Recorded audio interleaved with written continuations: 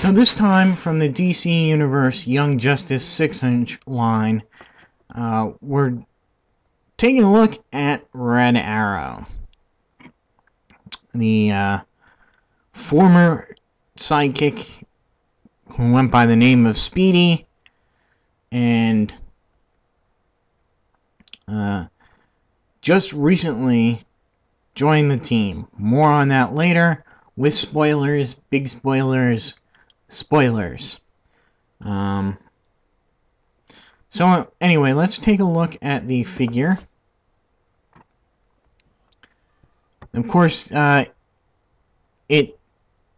sculpt here really captures the aesthetic of the animated series look. The colors are just a little bit off, I think. And sculpt-wise, you get the more animated looking head, and this time you get a more animated looking feet too.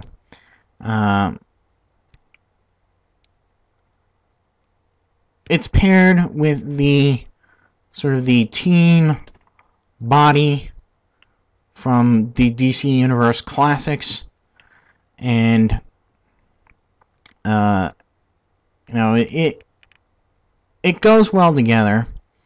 My big problem with this figure is the paint job. You can see here that they've gone over in several spots on the harness here. It's just not as good as some of the other figures in this line. And like I said, the colors are just a little bit off. You can see he's quite pale in comparison to the picture up there, with the grays being lighter and the hair being more, I want to say, brownish than red. It could have been done a little bit better. It is definitely the least, or my least favorite of the figures that have come out so far in the line. That's not to say anything against the character. So for accessories, of course, being Archer, he needs to have a bow and arrow.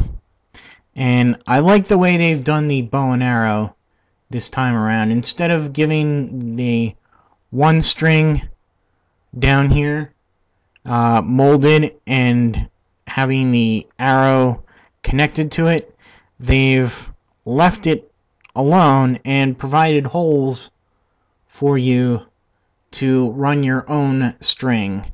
And I'm still looking for a material that I can tie onto there and can be taut and pulled back without causing too much stress on the bow. I haven't found it yet, but so that's why I don't have anything on there right now. And you notice that he's got two little notches on the bow here, which is a neat little touch, because you can take the arrows that he has and clip them onto either side, so it allows for a lot of posability. Either, you know, if he's firing the bow horizontally or vertically, it really is up to you. If you want to have him try and shoot two arrows at the same time, I don't think they really fit on there, but you can kind of get it on there and have him shoot two arrows at the same time. So let's go through the various arrows that he comes with. Comes with 4. It looks like this one might be some sort of capsule or something contained in that arrow, maybe a smoke arrow. Again, it's hard to tell what each of these things do, but they've got different shapes on there. On the front there, looks like an axe. This one looks like it will embed itself into steel. Maybe this is the one that he attaches a cable line to. Who knows? The fact that they give you so many arrows is pretty cool. Now, going back to the figure for his articulation, he is pretty standard, again, for DC Universe Classics. Head looks up and down, left and right, not really side to side. Arms do go all the way around. Again, very stiff shoulders on these guys. He rotates at the bicep, bends at the elbow, rotates and bends at the wrist because he is a archer. So they've decided to give him that extra little articulation point so he can wield his bow and arrows. His ab crunch is alright. Doesn't go too far forward, but he does go pretty far back.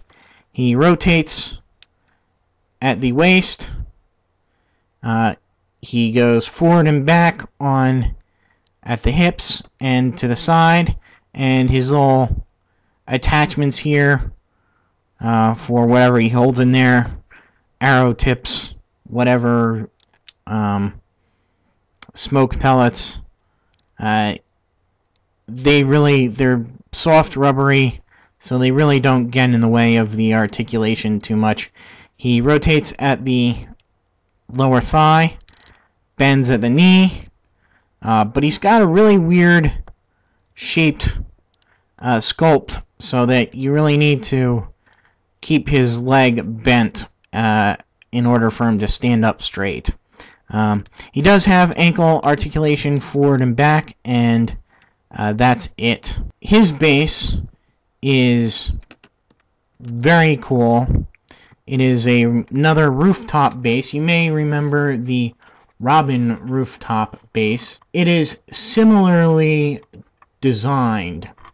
However, not quite painted just right. You can bring in the Robin thing. You can, well, I guess it is kind of there, but the plastic is a little bit different, but quite similar, as well as the plastic is a little bit off color, but they do kind of go together to form a bigger diorama. Now, there are no pegs on the interior here, but there is a peg on this bit and up here. But the neat little thing is that you can see the wanted picture that that he stuck up here on the wall, and he can have a little target practice, just like the Artemis had a target on her base. The arrows, you see that little point at the top of the arrows, can peg into 2 holes there. They're pretty well hidden on the picture, but you can plug any of the arrows in there. And it works also with the with Artemis's arrows as well. So pretty neat. You can also stick batarangs in there too. So Speedy, or Roy Harper, when the series starts, is very resentful of the way he's been treated as a sidekick by Green Arrow, and the fact that he kind of takes offense to the fact that they're creating this Junior Justice League.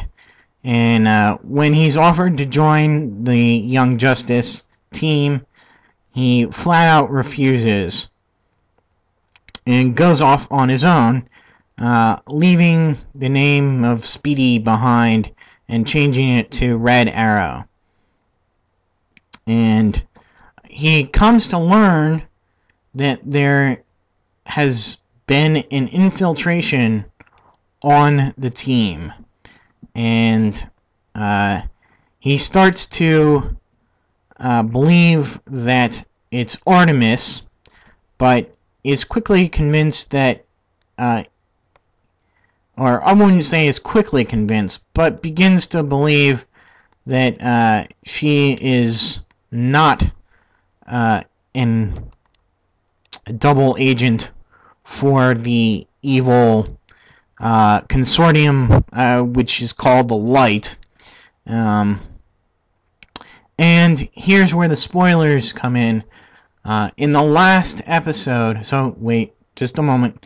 Here's where the spoilers come in. So if you don't want to hear this, or you haven't seen the last episode of Young Justice, you might want to skip ahead to the end of the review.